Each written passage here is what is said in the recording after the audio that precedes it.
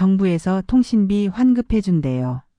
유심 하나만 개통하면 10만 원 주고요. 그렇게 시작된 거였어요. 이름 석자, 전화기 하나, 그리고 너무나 순진했던 믿음. 나처럼 우리처럼. 460명이 그렇게 속았어요. 그리고 그 10만 원은 사과도 아니고 환급도 아니었어요. 입막음이었어요. 나는 박순애, 올해 76입니다. 그리고 지금부터 제 이야기를 하려 합니다. 10만 원의 진실. 이 이야기처럼 삶의 구석에 숨어있는 진짜 사연이 궁금하시다면 지금 채널을 구독해 주세요. 노년의 삶 우리가 함께 기록합니다. 경상남도 진해 조용한 골목 끝자락에 자리한 주황빛 담장집이 하나 있습니다. 이른 아침이면 그 집 거실 창가에 앉은 박순애 할머니 76살의 그녀가 손녀에게 붙일 편지를 쓰는 모습을 볼 수 있죠. 오늘도 순애는 돋보기 너머로 편지지를 들여다보며 한 글자 한 글자 정성스럽게 써 내려갑니다. 이번 달도 잘 지냈니 아가야. 편지 안에는 어김없이 10,000원짜리 10장이 접혀 들어가 있습니다. 노인이 한 달 동안 조금씩 아껴 모으는 유일한 여윳돈이죠. 국민연금과 기초생활수급비를 합쳐봐야 한 달에 50만 원 남짓. 그 안에서 공과금을 내고 약값을 내고 동네 슈퍼에서 장을 보고 나면 남는 건 이 10만 원이 고작입니다. 그중 절반을 순애는 매달 손녀에게 보내왔어요. 그날도 순애는 오후가 되자 동네 슈퍼 옆 벤치에 앉아 무릎 담요를 덮고 라디오를 듣고 있었습니다. 요즘 같은 초봄 날씨엔 햇볕이 좋아도 바람이 차가워서 늘 담요 하나를 챙겨 다니죠. 라디오에선 옛날 가요가 흘러나오고 옆 슈퍼주인 아저씨가 가끔 따뜻한 옥수수차를 한 컵 건네주곤 합니다. 그렇게 평화로운 오후였어요. 바로 그때였습니다. 말쑥한 차림의 한 청년이 벤치 쪽으로 다가왔죠. 검은색 바지에 흰색 셔츠, 목에는 회사 출입증처럼 보이는 줄이 걸려 있었고요. 얼굴은 환하고 눈은 맑았습니다. 순애는 처음엔 그냥 지나가는 사람인 줄 알았어요. 그런데 그 청년이 순애 앞에 공손히 허리를 숙이며 인사를 건넸습니다. 어르신 통신비 환급 받으셨어요. 순애는 고개를 갸웃하며 되물었죠. 무슨 말인가? 청년은 친절하게 다시 설명했습니다. 정부에서 어르신들한테 통신비를 15만 원씩 지원해주는 정책이 있답니다. 유심칩만 등록하면 바로 받을 수 있다고 하더군요. 어렵지 않으니 자기가 도와드리겠다고 했습니다. 그 말투는 정중했고 표정은 진지했어요. 순애는 환급이란 말에 솔깃했습니다. 요즘 물가가 얼마나 오르는데요. 쌀값도 오르고 약값도 오르고 전기세도 오릅니다.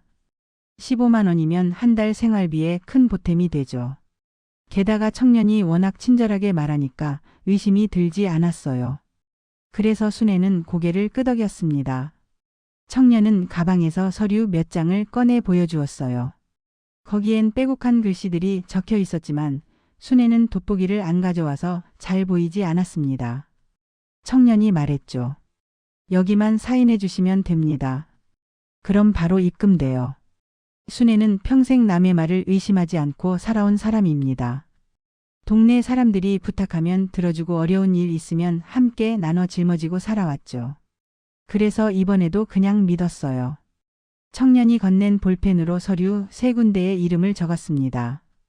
그로부터 사흘 후 정말로 순애의 통장에 10만 원이 입금됐습니다. 순애는 통장 정리를 하러 은행에 갔다가 그 숫자를 보고 기뻐했어요. 정부가 정말 지원금을 준 거라고 믿었죠. 그날 저녁 순애는 손녀에게 붙일 편지에 평소보다 10,000원을 더 넣었습니다. 정부 덕분에 이번 달은 여유가 있으니까요. 봉투를 봉하고 우표를 붙이며 순애는 혼잣말을 했습니다. 이번엔 내가 아가한테 더 보탬이 되겠구나. 하지만 그녀는 몰랐습니다. 그날 서명한 서류가 자신의 명의로 된 휴대전화 개통 신청서였다는 것을요. 그리고 그 청년이 실은 조직적인 사기단의 일원이었다는 사실도요. 순애가 받은 10만 원은 정부 지원금이 아니라 명의를 빌려준 대가로 건네진 미끼였습니다. 사흘이 지난 어느 날 순애는 우체통에서 두툼한 등기 우편을 발견했습니다. 발신인은 이동통신사였죠. 순애는 그 봉투를 들고 거실로 돌아와 천천히 뜯었습니다. 안에는 여러 장의 서류가 들어 있었어요. 그리고 그날부터 순애의 평온했던 일상이 조금씩 무너지기 시작했습니다. 순애는 두꺼운 등기 우편을 거실 탁자 위에 펼쳐놓았습니다. 첫 장부터 낯선 단어들이 빼곡했어요. 신규 휴대전화 개통 완료, 단말기 할부 약정, 소액 결제 사용 내역. 순애는 돋보기를 쓰고 한 줄 한 줄 읽어 내려갔지만 이해되는 건 하나도 없었습니다. 그런데 숫자만큼은 또렷했어요.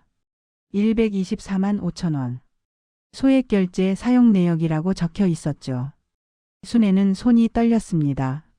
자기는 휴대전화를 새로 산 적도 없고 뭔가를 결제한 적도 없는데 이게 무슨 일인가 싶었어요. 순애는 서둘러 안방으로 들어가 서랍에서 자기 휴대전화를 꺼냈습니다.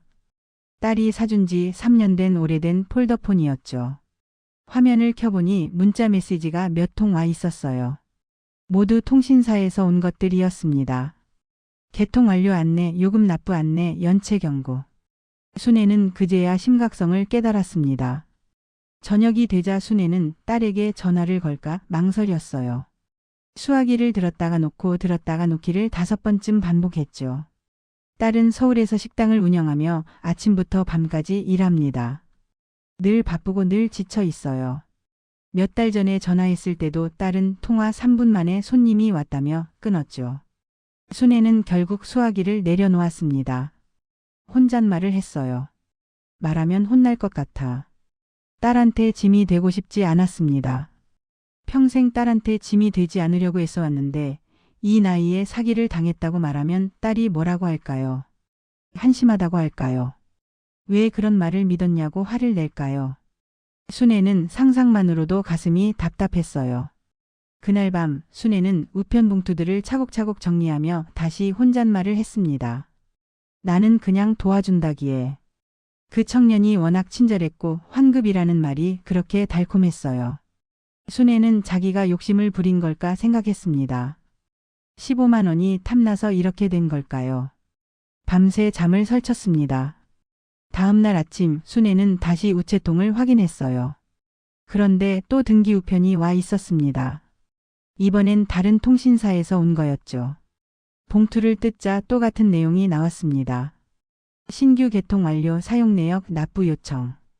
이번엔 금액이 더 컸어요. 98만 원. 순애는 주저앉고 말았습니다. 거실 바닥에 털썩 주저앉아 봉투를 두 손에 쥐고 한참을 그렇게 있었어요. 머릿속이 하얘졌죠. 이게 도대체 어떻게 된 일인지 자기가 뭘 잘못한 건지 알 수가 없었습니다. 그러다 문득 떠올랐어요. 그 청년이 서류에 3군데 사인을 받았던 게 설마 그게 세계 통신사 계약이었을까요? 순애는 소름이 돋았습니다. 오후가 되자 순애는 다시 동네 슈퍼 옆 벤치에 나갔어요. 평소처럼 라디오를 들으며 앉아 있었죠. 하지만 오늘은 라디오 소리가 귀에 들어오지 않았습니다. 머릿속엔 온통 그 숫자들 뿐이었어요. 124만 원, 98만 원. 슈퍼 주인 아저씨가 옥수수차를 건네주며 물었습니다. 할매 어디 편찮으신가? 순애는 고개를 저었어요. 아니 괜찮아. 말하고 싶었습니다. 하지만 입이 떨어지지 않았어요. 동네 사람들한테 말하면 소문이 퍼질 게 뻔했죠. 76살 먹고 사기당한 할매라고요. 순애는 그게 두려웠습니다. 해가 지고 순애는 집으로 돌아왔어요. 저녁을 차려 먹다가 숟가락을 놓았습니다. 목으로 밥이 넘어가지 않았죠. 그날도 순애는 밤새 뒤척였습니다. 천장을 보며 생각했어요.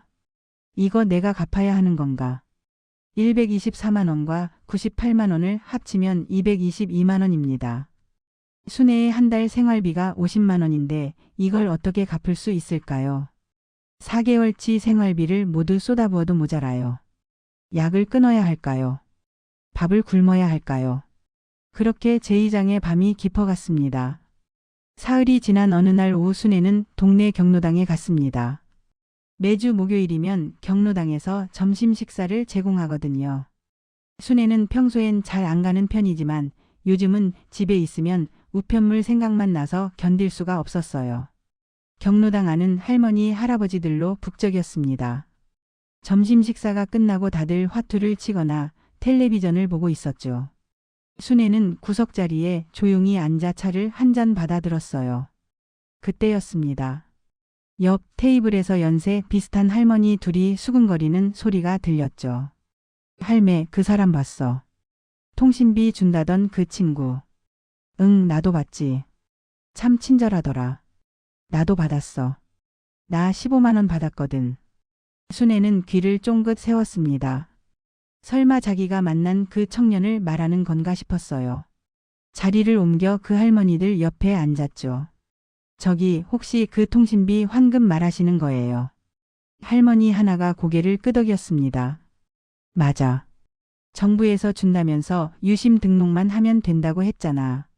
또 다른 할머니가 끼어들었어요. 근데 나 요즘 핸드폰 요금이 이상해. 내가 쓰지도 않은 돈이 청구됐거든. 순애는 가슴이 철렁 내려앉았습니다. 자기만 당한 게 아니었어요. 이 동네 할머니들이 모두 똑같이 당한 거였죠. 순애가 조심스럽게 물었습니다. 저도요.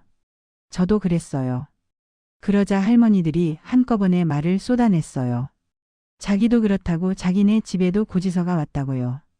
어떤 할머니는 100만 원 넘게 청구됐다고 했고 어떤 할아버지는 통신사에서 법적 조치를 취하겠다는 통보를 받았다고 했습니다. 경로당 안이 술렁거렸어요.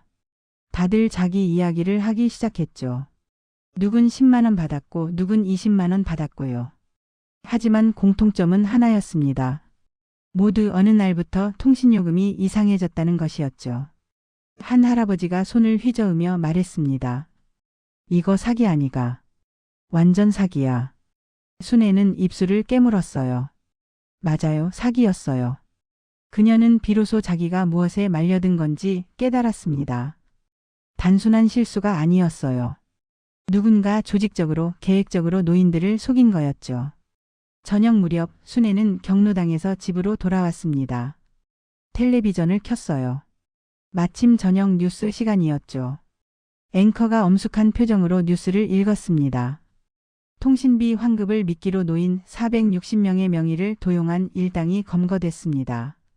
순애는 숨이 멎는 것 같았어요. 화면엔 자막이 떴습니다. 피해액 36억 원. 순애는 리모컨을 쥔 손에 힘이 들어갔죠. 뉴스는 계속됐습니다. 범인들은 전국을 돌아다니며 노인들을 속였고 그들의 명의로 휴대전화를 개통한 뒤 소액 결제로 상품권을 구매해 되팔았다고 합니다. 460명. 그 숫자가 순애의 머릿속에 박혔어요. 순애는 텔레비전을 끄고 한참을 멍하니 앉아 있었습니다. 460명 중 한 명이 자기였어요. 진해에만 몇 명이나 있을까요? 아까 경로당에서 본 할머니들도 그 숫자에 포함돼 있을 거예요. 밤이 되자 순애는 다시 우편물 더미를 꺼내봤습니다. 이번엔 하나하나 찬찬히 읽었어요. 신규 개통 완료 3건. 소액 결제 내역 총 230만 원. 연체료까지 합치면 250만 원이 넘었죠. 순애는 종이를 탁자 위에 내려놓고 고개를 떨궜습니다. 눈물이 날 것 같았지만 참았어요. 울어봤자 달라질 건 없으니까요. 다음 날 아침 순애는 일찍 일어나 마을 주민센터를 찾았습니다. 평소엔 버스를 타지만 오늘은 걸어갔어요. 20분쯤 걸리는 거리였죠. 걸으면서 순애는 계속 연습했습니다. 뭐라고 말해야 할지 어떻게 설명해야 할지요. 주민센터 민원실은 한산했어요. 창구 직원에게 다가가 순애가 조심스럽게 말했습니다. 저기 통신요금 관련해서 상담 좀 받고 싶은데요. 직원은 친절하게 안내해줬어요. 민원 번호표를 뽑아주고 잠시 기다리라고 했죠. 순애는 플라스틱 의자에 앉아 10분쯤 기다렸습니다. 그 시간이 참 길게 느껴졌어요. 이윽고 순애의 차례가 됐습니다. 젊은 공무원이 순애를 맞이했죠. 순애는 가방에서 우편물들을 꺼내 보여줬어요. 공무원은 컴퓨터로 순애의 명의를 조회하기 시작했습니다. 잠시 후 공무원이 난처한 표정으로 고개를 저었어요. 어르신, 이건 명의도용입니다. 저희 주민센터에서 처리할 수 있는 게 아니에요. 경찰서에 신고하셔야 해요. 순애는 당황했습니다. 경찰서요. 자기가 경찰서에 가야 한다니요. 평생 경찰서 문턱을 밟아본 적이 없는데 말이에요. 순애는 주저하며 물었죠. 근데 내가 그걸 승인한 거 아니겠소. 내가 사인했거든. 괜히 경찰한테 가면 내가 혼나는 거 아닌가. 공무원이 고개를 저었습니다. 아니에요, 어르신. 사기 피해자세요. 신고하셔야 해요. 그때였습니다. 옆에서 이야기를 듣고 있던 공익요원 한 명이 나섰어요. 24쯤 돼 보이는 젊은 청년이었죠. 이름표엔 최지훈이라고 적혀 있었습니다. 어르신 사기당한 거 맞아요. 저랑 같이 가요. 지훈은 단호하게 말했습니다. 그리고 순애에게 자리에서 일어나라고 손짓했죠. 순애는 망설였어요. 하지만 지훈의 눈빛이 워낙 진지해서 고개를 끄덕였습니다. 그날 오후 지훈은 순애와 함께 진해경찰서로 갔습니다. 버스를 타고 30분을 가야 하는 곳이었죠. 버스 안에서 지훈이 말했어요. 어르신 걱정 마세요. 제가 옆에서 다 설명해 드릴게요. 순애는 지훈을 바라봤습니다. 이 청년은 왜 자기를 도와주는 걸까요? 아무 관계도 없는 사람인데 말이에요. 순애가 물었죠. 자네는 왜 이러는가? 지훈이 웃으며 대답했습니다. 우리 할머니도 비슷한 일 당하셨거든요. 그때 아무도 안 도와줘서 할머니 혼자 고생하셨어요. 그래서 제가 도와드리고 싶어요. 순애는 가슴이 뭉클했어요. 세상엔 나쁜 사람만 있는 게 아니구나 싶었죠. 지훈 같은 청년도 있다는 게 고마웠습니다. 경찰서에 도착하자 지훈은 순애를 민원실로 안내했어요. 경찰관에게 사정을 설명하고 순애가 가져온 서류들을 보여줬죠. 경찰관은 고개를 끄덕이며 말했습니다. 네, 최근에 이런 사건이 많아요. 진술서 작성해 주시면 조사 들어갈게요. 그날부터 지훈은 순애의 눈과 귀가 되어주기로 했습니다. 복잡한 서류를 대신 읽어주고 경찰 조사에 동행하고 통신사에 항의 전화도 걸어줬어요. 순애는 혼자가 아니었습니다. 며칠 후 지훈은 순애의 증언을 바탕으로 본격적인 추적을 시작했습니다. 통신사에서 받은 개통 내역서를 보니 개통된 휴대전화들의 배송지가 모두 서울 구로구였어요. 정확한 주소는 구로 디지털 단지역 근처 쪽방촌이었죠. 지훈이 순애에게 말했습니다. 어르신, 제가 한번 가볼게요. 그런데 순애가 완강하게 고개를 저었어요. 아니, 나도 갈 거야. 지훈이 당황했죠. 어르신, 서울까지 가시면 힘드세요. 하지만 순애는 물러서지 않았습니다. 내 명의가 쓰인 건데 내가 직접 봐야겠어. 결국 둘은 함께 서울행 기차를 탔습니다. 진해에서 서울까지는 4시간이 걸렸어요. 순애는 평생 서울에 몇 번 가보지 않았습니다. 딸이 서울로 올라간 후로도 한두 번밖에 가보지 못했죠. 기차 안에서 순애는 창밖을 내다봤어요. 산과 강과 도시들이 스쳐 지나갔습니다. 순애는 생각했죠. 자기 명의를 쓴 그 사람들은 어디에 있을까요? 그들은 지금 뭘 하고 있을까요? 서울역에 도착하자 지훈은 순애를 지하철역으로 안내했습니다. 지하철을 타고 구로 디지털 단지역까지 갔어요. 역에서 내려 골목길을 걸었죠. 낡은 건물들이 빼곡히 들어선 곳이었습니다. 지훈이 스마트폰으로 지도를 확인하며 앞장섰어요. 순애는 그 뒤를 따라갔죠. 좁은 골목, 금이 간 벽, 녹슨 철문. 이런 곳에 사람이 살고 있다는 게 믿기지 않았어요. 드디어 그들은 목적지에 도착했습니다. 3층짜리 낡은 건물이었죠. 1층엔 철문이 잠겨 있었고 우편함엔 광고지들이 가득 끼어 있었어요. 지훈이 철문을 두드렸지만 아무도 나오지 않았습니다.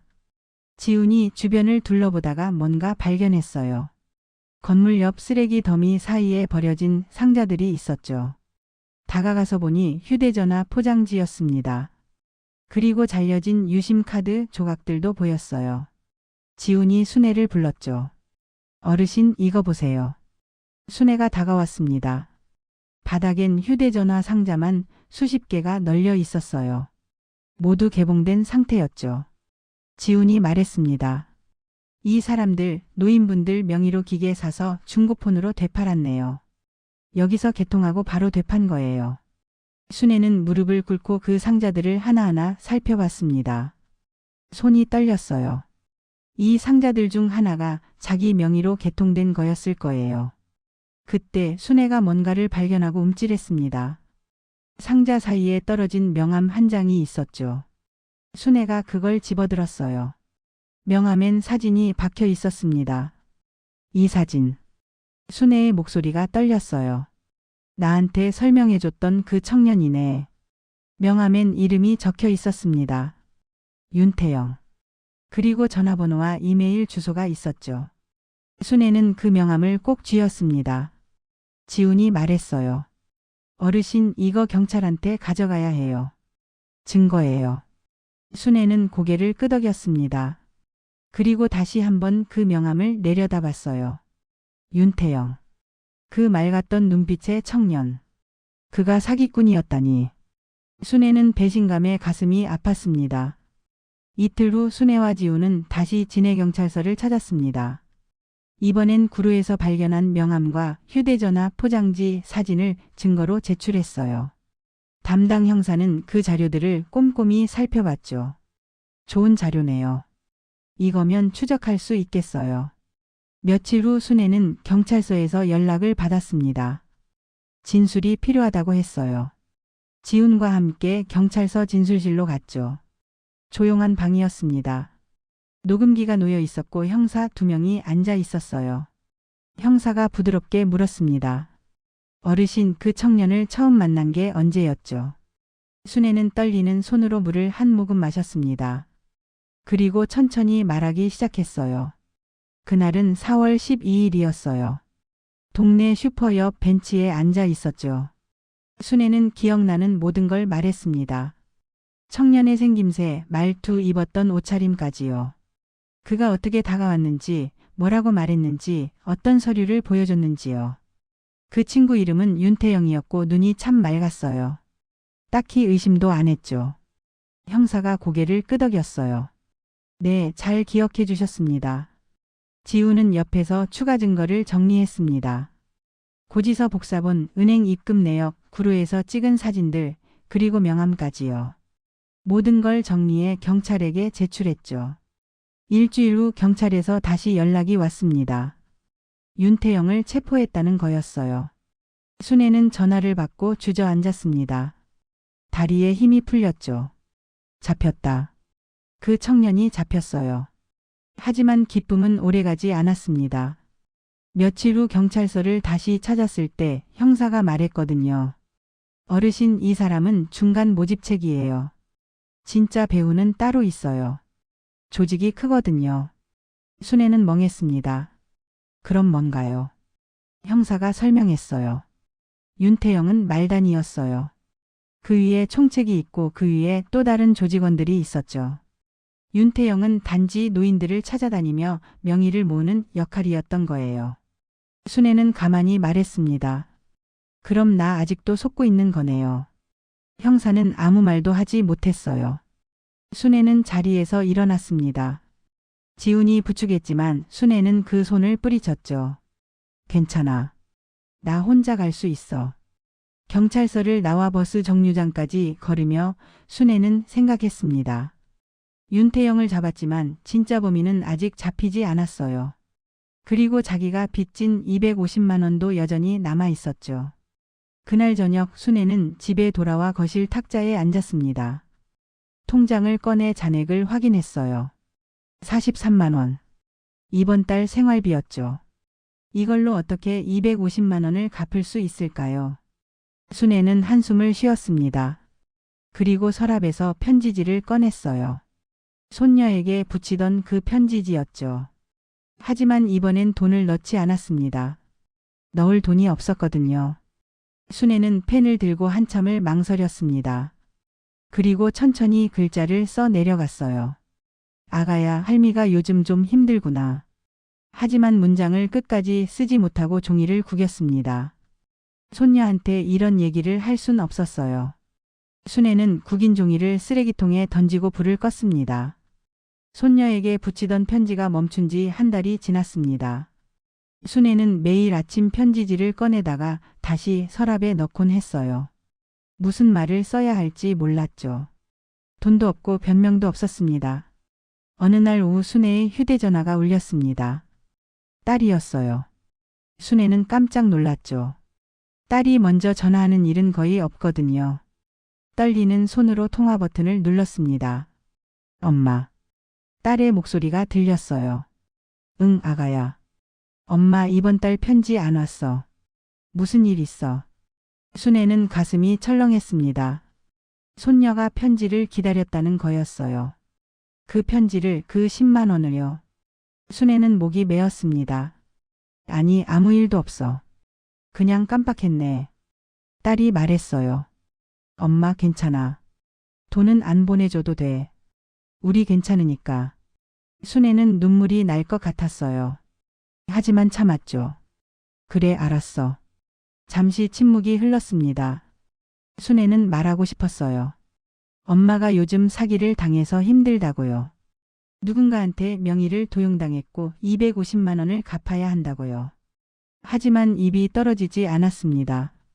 딸이 다시 말했어요. 엄마, 나 지금 좀 바빠.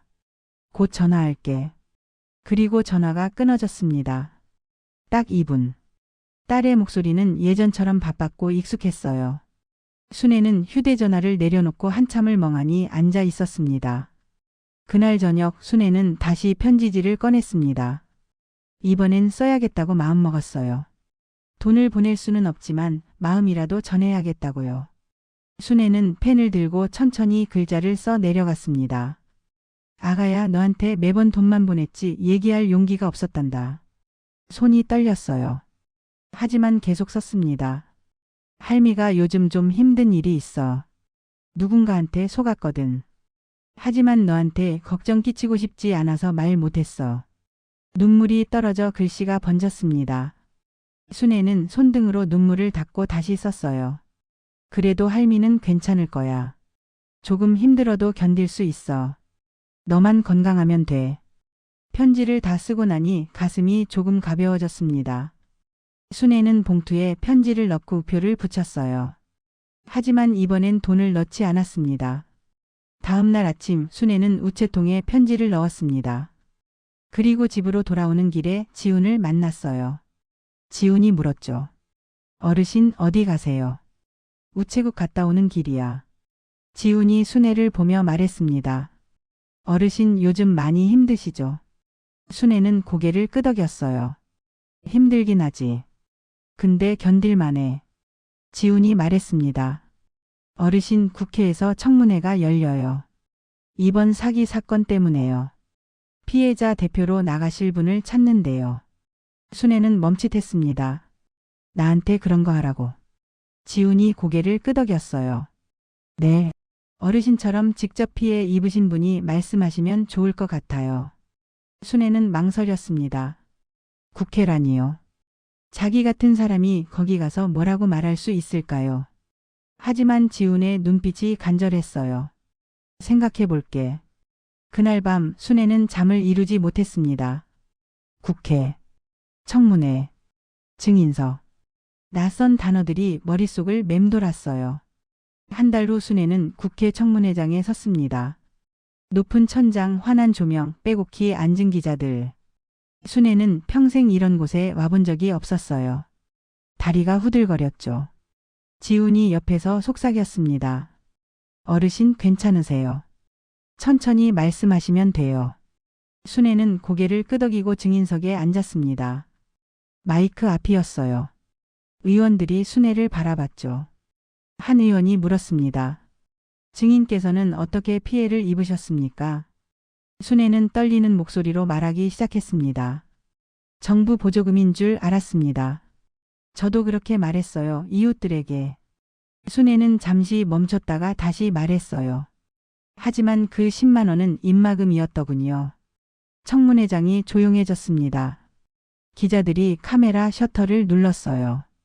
순애는 계속했습니다. 그 청년이 말하길 정부에서 통신비를 지원해 준다고 했어요. 15만 원을요.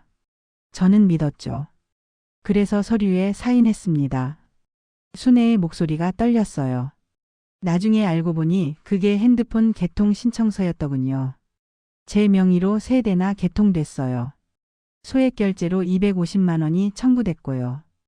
의원이 물었습니다. 그 돈은 어떻게 되셨습니까? 순애는 고개를 숙였습니다. 아직 못 갚았어요. 제 한 달 생활비가 50만 원인데 250만 원을 어떻게 갚겠어요? 순애는 눈물을 참으며 말했어요. 이 나이 먹고도 사기를 당하니 참 부끄럽습니다. 잠시 침묵이 흘렀습니다. 순애는 손으로 눈가를 닦았어요. 하지만 이내 고개를 들고 단호하게 말했습니다. 하지만 저 같은 사람이 또 나오지 않게 하려고 왔습니다. 순애의 목소리가 커졌어요. 이건 제 잘못이 아니라 누군가의 계산된 선택이었으니까요. 청문회장에 박수가 터져 나왔습니다. 기자들이 일제히 카메라를 들었죠. 순애는 떨리는 다리로 자리에서 일어났어요. 청문회가 끝나고 순애는 복도로 나왔습니다. 지훈이 달려와 순애를 안았어요. 어르신 정말 잘하셨어요. 순애는 지훈의 어깨에 기대 한참을 울었습니다. 참았던 눈물이 터져 나왔죠. 부끄러움도 억울함도 분노도 모두 눈물로 쏟아졌어요. 그날 저녁 순애는 진해로 돌아왔습니다. 집 앞 대문을 열고 들어서는데 우체통에 편지 한 통이 꽂혀 있었어요. 손녀가 보낸 거였죠. 순애는 편지를 뜯어 읽었습니다. 할머니 편지 받았어요. 괜찮으세요? 걱정 마세요. 할머니는 잘못 없어요. 눈물이 다시 흘렀습니다. 이번엔 따뜻한 눈물이었어요. 며칠 후 정부는 명의도용 피해자 지원법을 발표했습니다. 피해자들의 빚을 탕감하고 신용등급 회복을 돕겠다는 내용이었죠. 순애도 그 혜택을 받을 수 있었어요. 한 달 뒤 순애는 다시 동네 슈퍼 옆 벤치에 앉았습니다. 라디오를 듣고 무릎 담요를 덮고 따뜻한 햇볕을 쬐었어요. 평범한 오후였죠. 지훈이 다가와 옆에 앉았습니다. 어르신 요즘 어떠세요? 순애는 미소 지었어요. 이제 좀 살 것 같네. 지훈이 말했습니다. 어르신 덕분에 법이 바뀌었어요. 다른 할머니, 할아버지들도 도움 받으실 거예요. 순애는 고개를 끄덕였습니다. 자기가 용기를 낸 게 헛되지 않았다는 걸 알았어요. 그날 저녁 순애는 다시 편지지를 꺼냈습니다. 이번엔 10만 원을 봉투에 넣었어요. 오랜만에 손녀에게 보내는 용돈이었죠. 편지에 이렇게 썼습니다. 아가야, 할미가 이번엔 정말 괜찮단다. 걱정 마. 그리고 고맙구나. 내가 있어서 할미가 힘낼 수 있었어. 순애는 편지를 봉하고 우표를 붙였습니다. 내일 아침 우체통에 넣을 거예요. 창밖으로 석양이 지고 있었습니다. 주황빛 담장집의 거실엔 따뜻한 빛이 가득했어요. 순애는 찻잔을 들고 창가에 앉아 노을을 바라봤습니다. 이제 다시 시작할 수 있을 것 같았어요. 비록 76살의 나이지만 아직 포기하지 않았죠. 순애는 혼잣말을 했습니다. 나도 이제 알아. 부끄러운 건 속는 게 아니라 침묵하는 거라는 걸. 그렇게 순애의 이야기는 끝이 아니라 새로운 시작이 되었습니다. 10만 원이었습니다. 적지도 많지도 않은 돈. 하지만 그 안에 사람을 속이고 울리고 버리는 온갖 꾀와 욕심이 들어 있었어요. 나는 그걸 내 이름으로 겪었습니다. 그런데요. 그 10만 원이 어떤 세상의 민낯을 보여주더군요. 이제는 압니다. 나이 든다는 건 세상에서 천천히 밀려나는 일이 아니라 여전히 그 세상을 지켜보는 사람이라는 거요. 그러니 다음에 또 누군가 그런 말 하거든. 할머니 정부 지원 나왔어요. 나는 이렇게 말할 겁니다. 그 돈 내 돈 아니잖니. 이 이야기처럼 누군가의 평범한 노후에 감춰진 진실이 궁금하셨다면 노후를 노린 사람들 채널을 구독해주세요. 속지 않는 노년, 멈추지 않는 이야기. 지금 시작됩니다.